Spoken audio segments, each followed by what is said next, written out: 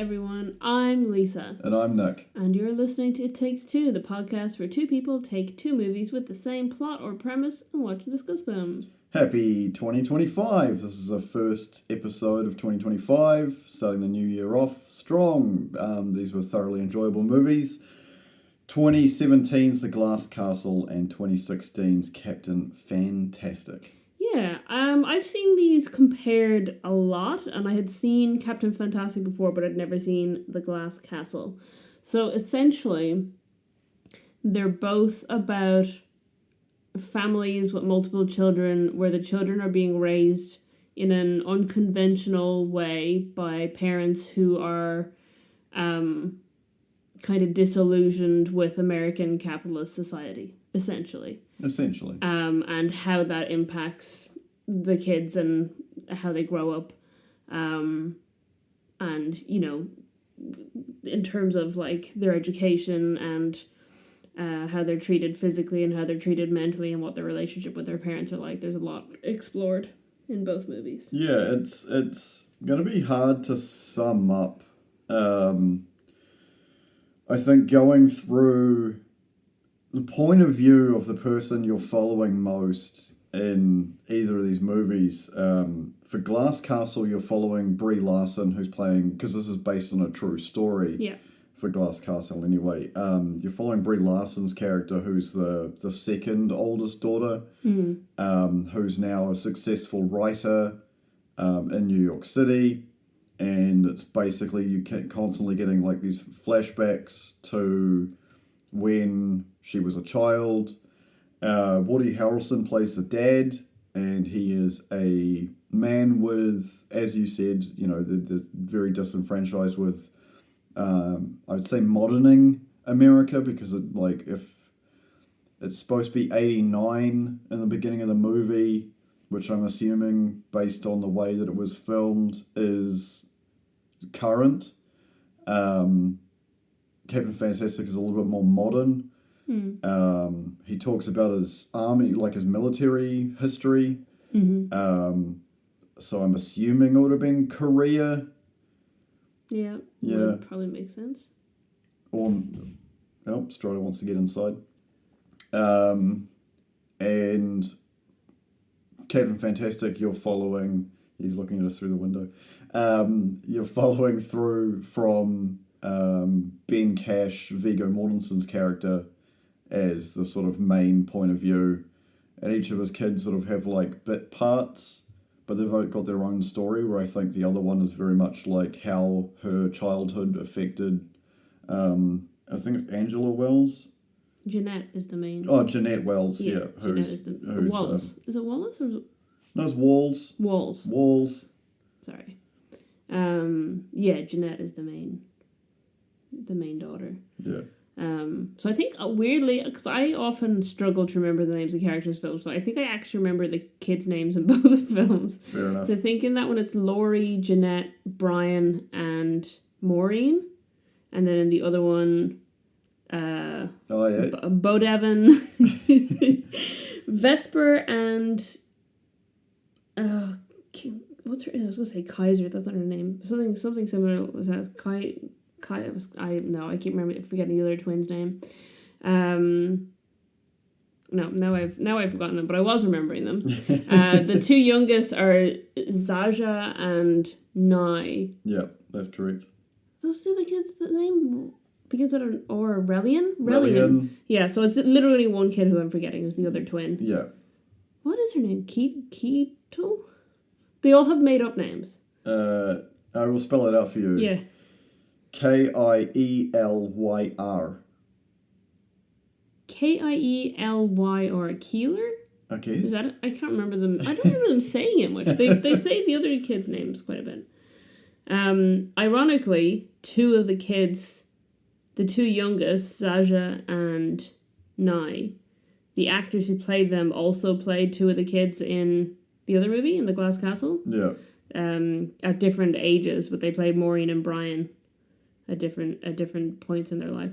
So I thought it was interesting that not only are these like films that are compared a lot of, they were released a year apart, and they deal with similar topics. And I don't think they're like super the same, but I can definitely see why they're compared. But the fact that they also have the same child actors cast as the kids, it's like, oh, okay. Talk about being typecast. And also a lot of redheads in both. Yeah. It's a very both of them are very fascinating stories. I think what I feel like would be a good thing to talk about and compare is the characters of the fathers. Yeah. I know that the father isn't the lead role, or it's not through his perspective in the Glass Castle, but I think I think talking about the father in both films and the arcs they follow and the kind of character development they get is an interesting way to compare these movies, because, well, I mean, obviously one of them is a real life story. Yeah. So they can only take so many creative liberties with it. And sadly, that's the one where the father does not have a very positive character arc. But it's a very pervasive, true to life, real story of a cycle of abuse. Yeah. Whereas in Captain Fantastic, he is also in both movies. So in both movies, the father seems to mean well and love his kids, at least in the beginning, but unintentionally is putting them through physical abuse and psychological abuse. Certainly, I think in the Glass Castle more so. Yeah. Because like that, there is a cycle of abuse. I think in Captain Fantastic, because we're seeing it from his point of view, we're not seeing it as abuse until like other people point it out, and he suddenly wakes up to the fact that actually what he's been doing is not healthy for his kids. But in Captain Fantastic, he then changes. and finds a balance, which is not something that happens in the Glass Castle. It's interesting because I think previously to... I think my outlook on both of these movies, not so much Glass Castle, but very much on Captain Fantastic. Recently in New Zealand news, there is someone who is very much like him running around. Because for those who don't know, because I was thinking about this I think after the movie finished, New Zealand has the same approximate population as Ireland. Mm-hmm. Ireland, landmass-wise, is a much smaller country. Yeah, it's about 1/3 the size. And there is a lot of New Zealand that is not uninhabitable.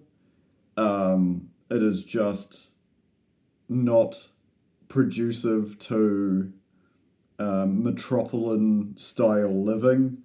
Auckland contains about more than 1/5 of New Zealand's entire population. I can't remember the exact numbers. I could probably look them up. I think it's like 1.5 million people live in Auckland or Auckland district. I think it's getting closer to the 2 million. Yeah. I think it's 1.7 or 1.8. So there is a vast percentage of New Zealand who live exclusively in Auckland. But in saying that, you're talking about 5 point whatever we're at now, 8 maybe? I'm not even 100% sure. Yeah, around It was that. like 4 when I was a child. Yeah, same in Ireland. Yeah.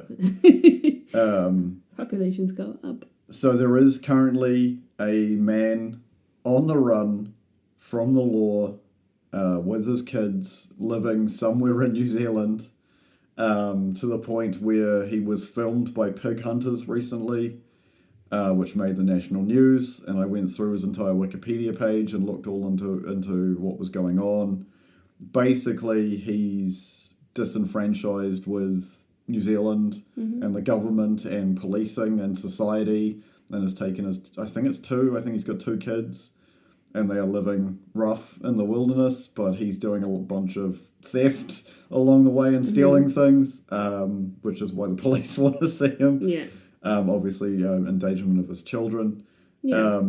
And both of those were things that happened in both of these movies. Yeah, 100%, and I thought it was very relevant. So even New Zealand being quite a small country, but because of how our population density outside of the major cities is very low, people can just literally, not disappear. But yeah, I mean, infamously, there was a guy who was on a hike, as they call it. They call them tramps in New Zealand, for people who don't know that. But a hike on Stewart Island, which is the third major island of New Zealand. Yeah. And by major island, I mean it's like very small compared to the other two islands. Yeah. And COVID happened, and the guy continued to hike around like 3 weeks or 4 weeks or something, and arrived back in the only town on the island, and was like, "Hey, what's going on?" And everyone's like, "What do you mean? We're all in lockdown." He's like, "What does that mean?" It happened to a deer stalker as well. I don't remember where, but he was like out and about doing his thing. Yeah. For those who don't know, which is probably the vast majority, is in New Zealand you only go home when your second set of clothing's wet, so it can be weeks. And yeah, this guy just like rocked up, and the police were like, "Mate, what are you doing?" And he's like, "What do you mean?" It's like, "We're in a lockdown." And he's like, "What?" It's like, "I gotta go to the grocery store." Like, yeah, what are you talking about? proper dystopia for these people who are out in the bushland doing their own thing, and then they're like, "Oh wait, society has come to a standstill while I was in there." And it's very interesting because I think we see Glass Castle happens over many years. Yeah. So they're literal children. I think the earliest actor was like playing Brie Larson's character at 8. Right. So if it's 1989, 81, yeah. And at that point, it was the youngest Maureen was a baby. Yeah. So it is very interesting in comparison to Captain Fantastic, which tends to happen over a couple of days, maybe a week, from the movie point of view. Because they say it's at the beginning. I think we get to see 2 or 3 days at the beginning, and then he gets the phone call saying that it's 5 days to the funeral. Yeah. Which is what the whole thing hinges around that. So it's probably a week or a little over a week that most of it happens, because there is obviously at the end, the ending of it is there's a little bit of a time skip, but it's like probably months at most. Yeah. It's very interesting. Like, I thoroughly enjoyed Captain Fantastic. I think the acting from all characters was really solid. Yeah. The motivation seemed real. It's funny because like Glass Castle is based on a true story, and I didn't like any of the characters in it. Yeah. Like Rex, Woody Harrelson's character, is an abusive father who has these grand ideals.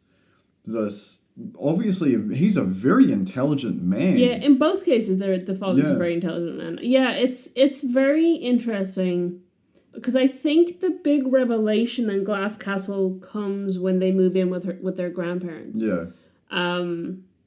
Also something that happens in both movies. Yeah. But in the Glass Castle, like, she's grown up with this dad who is really intelligent, totally disenfranchised with society and capitalism and all the rest, and like racism, and like if it wasn't for the alcoholism, he would probably be like a decent father. Yeah, so this is it. So certainly at the beginning of the movie, it's clear that he loves his kids. Yeah, he's doing this for his kids. He's trying to build them this perfect house that he wants them to all have. He has this dream that he has for them.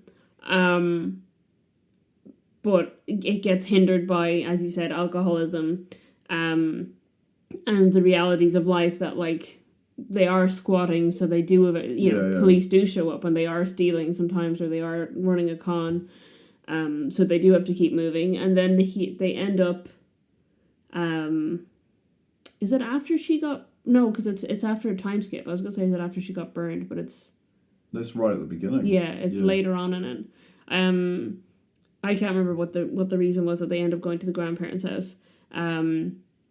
But he turns into a different person instantly. Yeah. Like he just like closes in on himself and shuts down, and they don't even have to tell you anything about his parents, before you go, I know what this is. Yeah. Like it's so clear in Woody Harrelson's body language and in the way that he just like, because I mean it's a running joke throughout the movie almost that he talks so much, he just keeps talking, and you know, and when he's there he's just like almost quiet, his personality is just shut down. And then you see the grandmother slaps one of the kids, and the kids get outraged about it, but then he's like, no, respect your grandmother, and then that's all he'll say about it. And then there is a later moment where they're back with the grandparents and one of the kids is molested by the grandmother. And the kids again all pile on, but when the dad gets back, he was like, no, I don't need to hear what happened. Yeah. You know, you shouldn't have done it. We'll go. And I think it's like, I mean, it's heavily implied, but I think they can't say it because it sounds like the real person doesn't know if it actually happened or what the real story is. But clearly the father was abused, at least like physically by his parents, and potentially sexually. Yeah. And it's really eye-opening to go, oh, okay, this guy is trying to do what's right for his kids and trying to be loving to his kids, but also trying to deal with this trauma. Yeah. And also being a victim of a cycle of abuse that he is incapable of breaking out of. Yeah. So he becomes abusive because that's the parenting he knows. Even when he's like, he shows his kids way more actual like love and interest for a lot of it than his parents ever seem to show him or show the kids. But it doesn't excuse the fact that then he is also abusive. It's very interesting because like the concept of the new normal, it's human beings are very adaptive as a species, and we can adapt to any situation. And I feel like, especially with Rex and the Walls family, they literally just like disappear whenever, you know, there's no school, there's no like, you know, it's usually a cycle of them arriving in a new place. Rex, Woody Harrelson's character, talking up a big game about it, how they're going to do all these cool things, and like, you know, don't worry kids, you know, blah blah blah, we're going to do this and do that and rah rah rah. Yeah. And then he finds some job. Yeah. Because it's implied that he constantly, like, you know, is moving from place to place, just getting random jobs. And then because of his alcoholism, end up losing his job, and then the bills pile up, and then they have to bail. And it is so normal for the children that they don't argue; they just all pile in the truck and disappear again. And that's how they do the time skip. One of the times is that like they're piling the truck, and he's like, "Don't worry, this is the last time we'll do this." And then when the door opens, they're know a few years old, they're 5 years old or whatever, and it's just like, oh. I think that's a very different comparison with Captain Fantastic because they've moved around a lot when the kids were a lot younger. Yeah. But I think it was like, I don't remember, maybe, did he say 13 years that they've been living in wherever they're living? Possibly, yeah. And, you know, it was the only reason that this entire arc of story has happened is because, spoilers, big spoilers, for the first, like, 30 minutes of the movie, the mother of the family was in hospital due to a neurological condition, which was bipolar. Yeah. And then on her low, she ends up committing suicide, and that's why they, you know, he's just like, nah, you know, we can all grieve, but we're moving on, we're staying here. And then it's like, you know, you can't come to the funeral and blah, blah, blah. And it sort of leaves them on this big, you know, mission into society. And it's like, I think up to the point of the mother dying, they were pretty well, like, doing pretty well for themselves. Yeah, they're very self-sufficient. Yeah. And it's the big difference is, like, actual planning, I think. Because you see in Glass Castle that he's got this idealism that he's like, this is how it will be, and you're all going to learn, you know, the kids don't need to go to school because they're learning from experience. But he's not actually, like, he hasn't come up with an actual concrete plan to give them experience that'll help them learn. You know, like there's a swimming lesson where he's just throwing her in the pool repeatedly and traumatizing her, and it's like, this is how you learn to swim. No, it's not. Yeah. Whereas in Captain Fantastic, they do, you know, they do endurance sports, they do combat, hand-to-hand combat, they do, you know, they're doing like rock climbing and running, and they do it all together. They do music. They learn science. They have assigned reading that he's giving them at their level, and sometimes they're they're trying to skip ahead a grade and read a bit about that. When they ask him questions, he gives them like actual answers. The actual answer, yeah. If one of them wants to do something differently, he says, "Okay, you know, let's have a debate. You give me your arguments, and we'll see, you know, why you want to do this." And he's really trained his kids in critical thinking. And he's trained them in survival skills, and you know, and it's clear that they had a plan and that they have been educating them. They're living out in the woods, but they have all these books, like just they have like a huge library of at different reading levels, so that the kids can read appropriately. And they do have societal rules, such as wear clothes when we're eating. Yeah. But also, like, the kids can hunt for themselves. They know how to hunt a deer and how to do everything around it. They're planting their own plants. They're running their own garden. They're collecting water and, you know, and watering their plants. And he is, you know, him and his wife, presumably, up to this point, have really trained them in, and really actually educated them in, like, a whole wide range of things. And there is a sequence later on when they're visiting his sister and her kids. God, that was so amazing. Where she's saying, you know, your kids need to go to school to learn about the world. It wasn't even just that. It was so. I want to talk about this scene in depth because it's just such a like. It's just a giant middle finger. Yeah. Like. I envy that lifestyle. Yeah. But at the same time, I'm incredibly lazy, and I also like modern comforts of like, you know, how do I get hot water? I turn the tap on. How do I, you know, light something? I flick a switch. You know, I love playing video games. I love movies. I love, you know, all the little stupid expensive hobbies that I have. I agree with the convenience and laziness of modern lifestyle. Mm-hmm. But at the same time, there is that primal lizard brain in me that wants to abandon society and go live in the woods and live sustainably off the land. This is like a guidebook on how to do it. Yeah, pretty much. Like, it's... so the kitchen's... The whole sequence, you know, he turns up with his sister-in-law's house. No, it's his sister. It's his actual sister? Yeah, okay. It's his sister.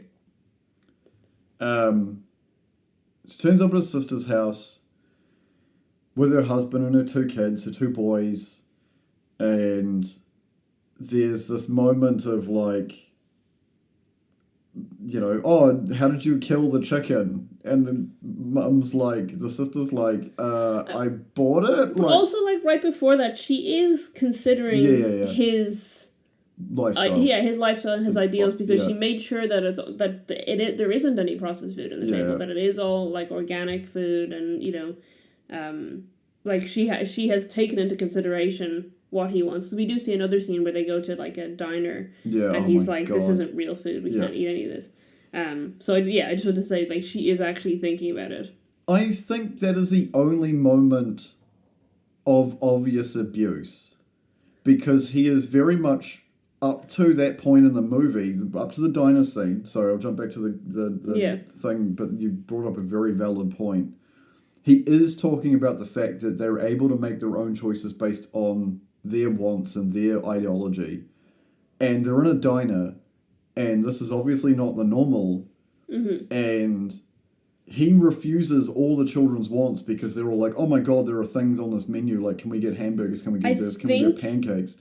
And he rejects all of that and makes them leave. Yeah. But that is almost borderline against his own philosophy that he's taught the children. Well, here's the thing, because what do they do next? They go to a supermarket and they steal. Yeah. So I think... That is the most amazing con of, like, I'm having a heart attack, and all the kids run out. But I think the implication is that he's telling them... No, he is breaking his own philosophy because he says don't tell lies. Yeah. He doesn't lie to his kids. he's telling them it's because there's no food on the menu. Yeah. I think he doesn't have the money to afford it. It's probably true. Yeah, I think it's that he literally, when they start talking about all the different things they want to get, he's like, I can't buy those. Because then he brings them and they steal food. Yeah. You know, and he turns it into a game or a mission for them, but it is, you know, gamifying the fact that he literally can't afford to feed them. But again, it's also the fact that he wasn't telling his children the truth. Yeah, so he is still going against his own philosophy. The kitchen, the dining room sequence, so he gets offered some wine. I think his second youngest, also requests wine, and he's like, sure, and like, but it's this lead up of like the fact that the sister is telling her kids absolute bullshit. She's just like, oh no, that, you know, on the husband as well as like, it's mainly her husband, I think. It's just like, oh, you know, sick people go to hospital and sometimes they die because they ask how their aunt died. Yeah, and then he turns around and is just like, no, she had, you know, explains medically what was wrong with her, what caused the illness, and why she's dead, and the fact that she spoilers and triggering, she commits suicide, and his kids are perfectly fine with it. They're like, this is the truth. Like, the other kids are like so horrified, they're confused. The sister obviously is. It's interesting because like part of the like, you know, it jumps into it a little bit later on in another sequence, but this concept that like one of the things that society teaches us to, especially for men, is showing emotion is weakness.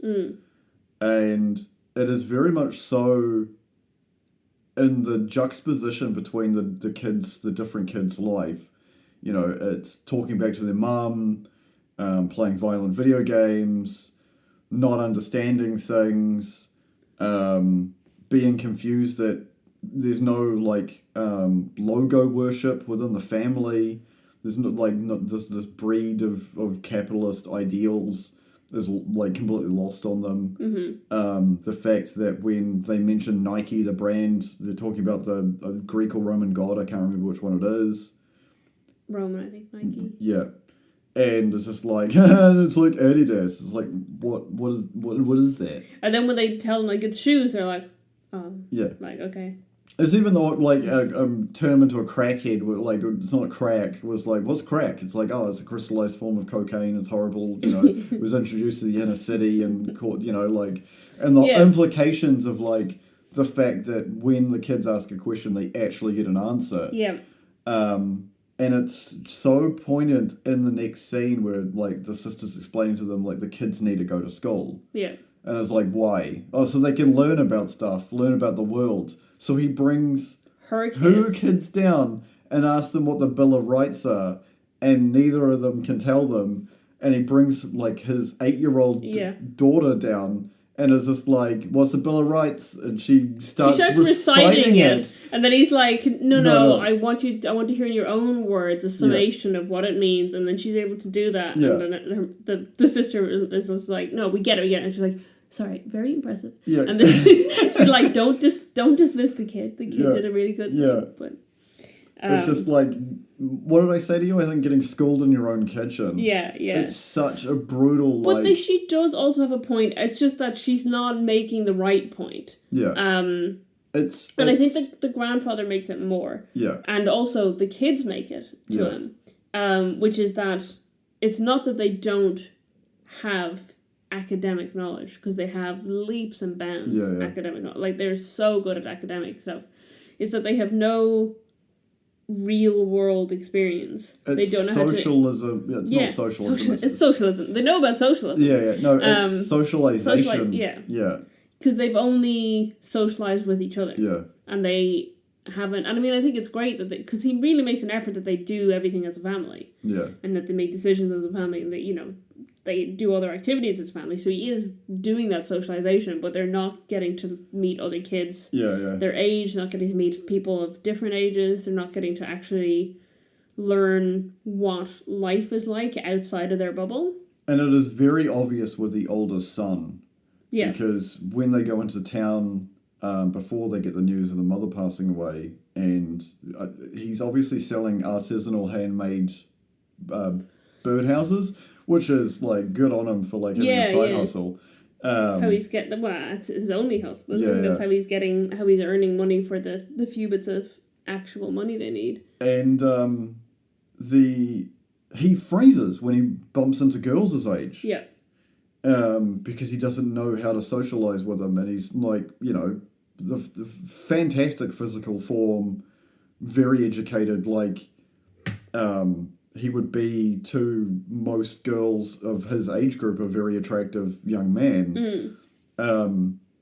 Incredibly intelligent. Yeah, he got into every school. He got into every big name college in the United States without going to a school. Being homeschooled. It's the moment where he sneaks away. He gets the letters that have been addressed to him, and it is literally opens one after the other, and they're all Ivy League schools, and they're all like, "We'd be happy to please you've been accepted," which then he hides from his father. It's not until he meets I don't remember the actor's name, Starlight from The Boys. Who's like... Her name is Claire in the movie. She's very whiskey tango, reminds me of girls I used to meet and talk to when I went to campsites at that age, like maybe younger than Beau's age. The smoking and the drinking at very young ages, that kind of thing. And the first time they kiss, he's like on his hands and knees in front of her mother, Claire's mother, proposing to her in the most philosophical and awkward, cringy way possible, to the point where they just laugh because, they're not real people at that point. The other thing is, like, before that, when he's just talking to her, there's a very funny moment where he is lying through his teeth, so he knows he knows that where they've come from is not normal, and he knows that he's gonna sound weird if he explains the actual situation. So he makes something up, but because all of his experiences through like these novels that he's read, he's like, oh yes, we've come from France, and my father's doing a dissertation on Dr. Spock. And she's like, oh, I love Star Trek. And he's like, what? And then when she's like, oh, and he explains the Dr. Spock he's talking about, and then she's like, no, I meant like that old TV show. And he's like, oh yeah, I've seen that one. I love it. And then his mum works for she's like a secret agent with the government. It's very interesting because they do not have any socialization with children or people their own age, and it really shows when, like, they're at the bank. That moment when they're in the bank is just like, are these people all sick? It's like, what do you mean? It's like, they're all fat. It's like, you can't say that out loud. They live a different lifestyle to us. You can't say that. It's very sad. Sorry, to go back to the Glass Castle, because it just... is like Rex, Woody Harrelson's character, wants nothing but the best for his kids. And just does it the most worst way possible. And even up to the point where she asks him to stop drinking, and he goes through horrific alcohol withdrawal, and you're like, oh no, they're on track, guys, don't worry. And then instantly, the first point in time where he faces something he can't deal with, he just instantly goes back to drinking again. And it is really sad, if anybody facing addiction, to end up in that situation, and it does happen. People revert all the time. Like, as a nicotine addict myself, it is the amount of times I've gone through quitting and relapse and quitting and relapse and quitting and relapse, especially when I was smoking cigarettes. It's about changing your lifestyle rather than changing the habit. You have to find something to replace the habit. And yeah, I will fully admit that, the first time you come across something you can't emotionally deal with, it always ends up back to your vice again. And it's very sad watching, the sort of all the dreams that he's building his kids up on sort of just come crashing down again.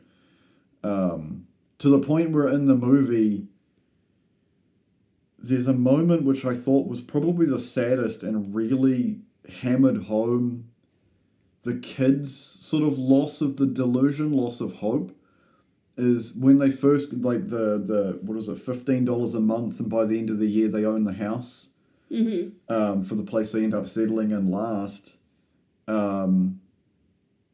He's like talking about laying the foundations for their dream home, this thing that he's been building and doing all the architectural design for over all this time, and like getting his kids' input, and like, talking about a solar farm, and the glass, and the foundations that they dug years later are literally their trash heap. Yeah. And that is like the moment where Brie Larson's character, is it actually Brie Larson at that point? When she's a teenager, it's Brie Larson, it's just very much like, this is never going to happen. Yeah. And it is him that steals her money. Yeah. I think that's implied, because a lot of their issues come down to the financial drain that is his alcoholism. And gambling later on as well. I think the worst scene would have to be like where the youngest wakes Brie Larson's character up. Well, no, it's not. Yeah, it is Brie Larson's character's up, but she's not Brie Larson yet. Angela? Jeannette, sorry. Thank you. Jeannette up and says, I'm hungry, and what she does is mix butter with sugar. Yeah. So the child has something palatable to eat. And the mum bursts in and is like, I was going to make that to make, use that for making bread. It's like, when are you going to do that? Oh, in a couple of days. Like, yeah, I think it is heavily implied that the mother has severe mental health issues. Oh, yeah. Which obviously is the case in both movies. Yeah. Again. But, I wouldn't be surprised if she also was bipolar. Yeah. Because she reminds me a lot of... There's definitely some hoarding and going on as well. Yeah, but she really reminds me of Andie MacDowell's character in Maid, who again is a mother of a abused person who's breaking the cycle of abuse, and but she is very eccentric and erratic and an artist and living a nomadic lifestyle and loves her kids, but is never quite there for them and never is there to support them and back them up when they're facing abuse. And I think that's she really reminds me of that character. And I know she's based on a real person and the other character isn't, but it's it wouldn't surprise me if it was bipolar disorder that she had as well, or borderline personality disorder potentially. Because this is that moment of him being like, oh, you want food? Fine, I'm going to take all the money we've got and I'm going to get food. Yeah. And then turns up 10 hours later, like... having been in a fight. You assume it's a fight. And he seems to be drunk. Yeah. Yeah, to the point where he says, I'm so pickled I won't be able to feel it, and then gets his daughter to sew his arm up. Yeah. It's not normal behavior. And he's drinking while she's doing it, and there's no food that he's brought back. Yeah. It's very interesting because I remember, you remember the Alaskan Bush People show that I was watching? Yeah. Yeah, which is reality TV, a little bit overly dramatic, but again, that sort of lifestyle of like, let's live in the wilderness and only go to society when we need to. Yeah. And, those are on paper... I think, like, I remember reading about it, and they were, like, some of the stuff they did on it was, like, made for the show and, like, very hammed up. But, like, again, the kids in that show weren't very socially adept. It was a very interesting little sort of reality TV gleam. Very similar to what we were discussing. end of the movie, I guess, or the themes at the end of the movie, I guess. Well, I mean, going back to what I was saying earlier about the dads. Oh yeah, because towards the ends of the movies, Rex, Woody Harrelson's character, has gotten worse. Yeah, 100%. As the movie progresses, he gets less idealistic and more abusive. Yeah.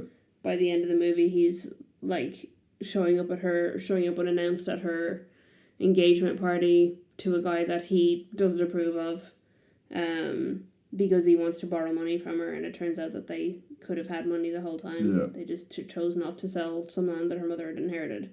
And then he gets very sick. And then suddenly it's like just highlighting all the positive moments in her life with him. Yeah. And it's like, yeah, but he still was very abusive. Yeah. And worse and worse as your life went on. To the point where they like uproot and then move to New York and are squatting in like an abandoned place, and that's like, talk about like not giving in to your one kid who's just like, you know what, fuck this, I'm out. Yeah. Yeah, it's a very interesting. Well, so her and her older sister and the brother all got out one by one. Yeah, whereas then in Captain Fantastic, they crash the mother's funeral because he's been told by her dad that he'll get him arrested if he shows up. Yeah. Because they believe that his lifestyle is what drove her to suicide. Yeah. And there's huge arguments, and then the grandparents file for custody, because one of the kids runs away to their house because he's the rebellious kid who doesn't want to be a part of it anymore. And the rest of them want to rescue him, and in the process, Vesper, one of the twins, gets really severely injured and almost dies. Yeah. And it's a wake up call for Ben. Is his name Ben? Yeah. That actually, what the grandfather said is correct. That by putting his kids through all of this physical, the amount of training they go through, it's like almost like military training. Yeah. That it is actually almost abusive. It's borderline abusive, and I mean they are happy to go along with it. Yeah. But I mean the kid, I forgot his name again. I was gonna say Regelin. That's not right. Whatever his name is, Relian. The one who gets rebellious and runs away. There was a moment of abuse with him earlier because he slipped doing rock climbing or abseiling, and injured his hand. And then the dad was like, "Well, no one's gonna magically appear and help you. So what do you do? How do you get out of the situation by yourself?" And and he's a kid. Yeah. You should be going and helping him. Like, you should be getting him out of that situation and treating it and, whatever. So I think that part was abusive. Yeah. I don't think it was intentionally abusive, but abuse isn't always intentional. Yeah. And I think it's when his other kid gets injured that he really goes, they're right. This isn't the way to do it. And he initially relinquishes custody of the kids, but then the kids want to stay with him. So he finds a middle ground. So they're still doing their planting, they're still doing their reading and their music, but they're also going to real school at the end. He finds a way for them to be able to get integrated into society, get the education that they need, from the way other kids are getting, but still get to do, learn how to be sustainable and self-sufficient. And I think he grows a lot. By the end of the movie, he has really seen, where there were problems in his behavior and how he can fix those, and has worked with the kids, and he has a better relationship with all his kids by the end of the movie. Yeah. Which is not the case in The Glass Castle, where, they patch it up a little bit because he's dying. Yeah. And, and after he passes away, they have a Thanksgiving where they talk about, fond memories of him. But he still left horrible scars on these kids, and it figuratively and literally, because one of them she got horrifically burned as a child because her parents didn't want to look after her, didn't want to help her, and just told her to go cook her own food, and she accidentally set fire to her dress because she was like 5 or 6 years old or something, or like, and it's horrible. Yeah, so emotionally scarred and physically scarred, and I don't know what the real Jeannette Walls' life is like, but I hope that she has broken that cycle of abuse. She's obviously well aware of it if she wrote the book that movie is based on. Yeah. But yeah, it's not. I mean, it's not easy. It's known as a cycle because it is. Anyway, you want to move on to some trivia? Yeah. Let's go with Glass Castle trivia first. So it is based on true story, as we know, and they were often on the run for government, usually hiding in small towns and living in poverty. Sadie Sink plays Laurie at one of the ages, the older sister, and she was vegetarian at the time, and apparently Woody Harrelson and his family are all vegan, which I didn't know. Yeah, I believe that. And she became very close to Woody Harrelson, was inspired by his family and his lifestyle, and is now vegan. Thanks, Woody Harrelson. So this movie was originally supposed to be made in 2012, and they had a different lead actress signed on. It was supposed to be starring Jennifer Lawrence. Yeah, interesting. But it went on for ages pre-production because they couldn't get anyone to star as the father, as Rex. Right. So she left the cast, and then Brie Larson joined the cast, and then Woody Harrelson joined the cast shortly after Brie Larson did, which is funny because then that would have been a reunion for Katniss Everdeen and Hamish whatever from Hunger Games. So it was originally supposed to be Jennifer Lawrence, but then Brie Larson took it. Captain Fantastic, I feel like most of the trivia is similarly to if you're watching Lord of the Rings. It is very much just Viggo Mortensen being Viggo Mortensen. Yeah. But the first thing is Viggo Mortensen is partly the reason why it feels so realistic and true to life, because he really wanted to pay attention to how their alternative lifestyle worked and what it actually meant. But also Matt Ross, who was writer in the film. Director, isn't it? Yeah, writer and director, yeah. Based some of it on his own childhood and the way that he grew up, because he did grow up in alternative living situations. So he's able to draw on that experience living off the grid in a similar lifestyle, not quite the same, but similar. And then do research on it, and him and Viggo made it very, very realistic. So everything that they do is accurate to how you can live that kind of lifestyle in that area.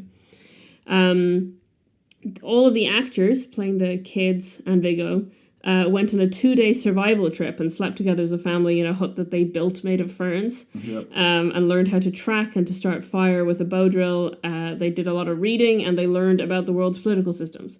So they used proper method acting. Let's go on a little hiking trip and learn and do some reading. So Matt Ross has said that when Viggo agreed to do the role, he sent him an email full of questions and notes, and Matt Ross printed it out, and it was 32 pages long, printed out. So incredibly thorough. I think it worked for both of them, because I think it sounds like Matt Ross was a person who wanted to stick to detail, and also wanted to have the realism of the family having spent time together. And Viggo Mortensen is clearly the right person for that kind of a role. Viggo Mortensen also provided most of his own costume. So he has a Jesse Jackson shirt that he wears in it, and that was because he had actually campaigned for Jesse Jackson in 1988 and kept the t-shirt. The patterned red shirt that he wears to the funeral, which is also by the photo, is probably what he wore in his wedding. Yes, and it's also what Viggo Mortensen wore in his own wedding. So Viggo Mortensen wore that to his wedding, and then they have the photo of him wearing it to his wedding to his wife in the movie, and then he wears it to her funeral. So yeah, that's just Viggo's clothes. One of the things that I think is interesting is Viggo Mortensen is so known for being how he is, like that he hiked up, that he did like so much stuff when he did Lord of the Rings, that he lived like Aragorn. That I think people assumed he was being Viggo Mortensen when they did the rock climbing scene. He decided he was going to stay on the rock face instead of joining them for meal breaks, so they would like send sandwiches up the ropes for him to do it. But it turned out he was actually just really afraid, and he didn't want to admit to anyone that like that if he was just didn't want to look down, so he didn't want to go down and then go back up to reshoot. He wanted to just stay there and not look down and have them send the food up to him. And he only admitted it when they were doing like press tours after when the film was released, and people were like, "What?" But yeah, so then I just took another note about Matt Ross, which is that he conceived of the film when he was he and his wife were new parents, and he was questioning the choices they were making as parents, and wondered what would happen if he was like completely present in his children's lives. And thinking about how modern technology makes that difficult. Yeah. And then he thought about his own childhood and what it would look like in a modern society to have kids being raised away from technology and in a similar alternative living situation. So that's how he ended up making that film. What I think is really funny. Well, we'll do a. Have you looked at the budget and box office? Yes. Oh, okay. So we don't want to do a guess. So they've quite, like, relatively similar. So for The Glass Castle, the budget was $9 million, and it made $22 million at box office. And Captain Fantastic, the budget was $5 million, and it made $23 million at box office. Yeah. And what I was going to say is, when I was looking into comparisons of these films, a lot of people, I think because it came out second, when Glass Castle came out, compared it to Captain Fantastic, but a lot of them said it looked like a budget or B grade version of Captain Fantastic. So I love that like Captain Fantastic was actually done on half the budget, Yeah. And it's like, this one's the budget Captain Fantastic. Yes, that's about all the trivia. I think I did enjoy both these movies. I think I do like Captain Fantastic better. Yeah. I I feel like almost with The Glass Castle, they could have made it darker. Like, I think there is a darker story there in the real life story. Yeah. You know what I mean? And I think they tried to, make it nice and cutesy and happy in the end or whatever, even though there was obviously a lot of stuff happening. And I think they definitely could have leaned further into the darkness of it and made it quite a dark, dramatic film. Yeah. But each to their own. Captain Fantastic, I think, had dark moments, but overall was not made to be a dark film, and I don't think it needed to be. Yeah. I think it works how it is. It's there were moments in it that were almost borderline Little Miss Sunshine. I was going to say I had a Little Miss Sunshine vibe with them piling the bus and going on a trip. Yeah. It was very much like I felt like Captain Fantastic is a movie I would like to watch again, but not like tomorrow. I'm talking like, 18, 24 months away. Yeah. I don't think I'd watch The Glass Castle again. It's just, I don't know, knowing it's based on a real person, and you spend so much time with, like, just the cycle of abuse, I just don't find it as enjoyable as a movie to watch. Yeah. So it wouldn't be, like, on the top of, like, 2 years from now being like, oh, do you want to watch a movie? Oh, we haven't seen this in a while, Yeah. Whereas Captain Fantastic, we possibly would. Yeah. Do you know what I also was thinking, which I wouldn't have been thinking of this except that we watched it yesterday? Through some of Captain Fantastic, I was thinking it reminds me a little bit of A Single Man. Yeah. There's just moments where you got glimpses of that same kind of. I think it's because it's from his perspective and he's trying to stay put together for the kids or whatever, but is clearly, you know, dealt with a lot with his wife's death. Anyway. If this is the first episode you're listening to, please go over to our website at takes2.co.nz, made by Lisa and Squarespace, not sponsored. Maybe one day. And you'll be able to find everything, our Bluesky link, our Discord link, where you can find all the other episodes, our RSS feed. And I hope you join us for 2025 and stick along where we bring out new episodes every 2 weeks. Mm-hmm. And I appreciate every single one of you, wherever you are, listening to us ramble about some movies you probably never heard of. Yeah, we need to do some more mainstream movies, I think. Yeah. What was, just for some reference, folks, the most listened episode of 2024 was, in fact, The Lion King and the horrible live action, said with air quotes, remake. So we're taking that into advisement. Yeah, we do. I mean, we do have more remakes planned, including more Disney remakes, because they will always pop back up. Because there are so many of them, because they need to keep their IP. Yes. We should watch that Winnie the Pooh movie where he's a bloodthirsty bear. I mean, there's 2 Christopher Robin movies as well. So we might do those. All right. Thanks for sticking with us. We'll catch you next time. Bye-bye.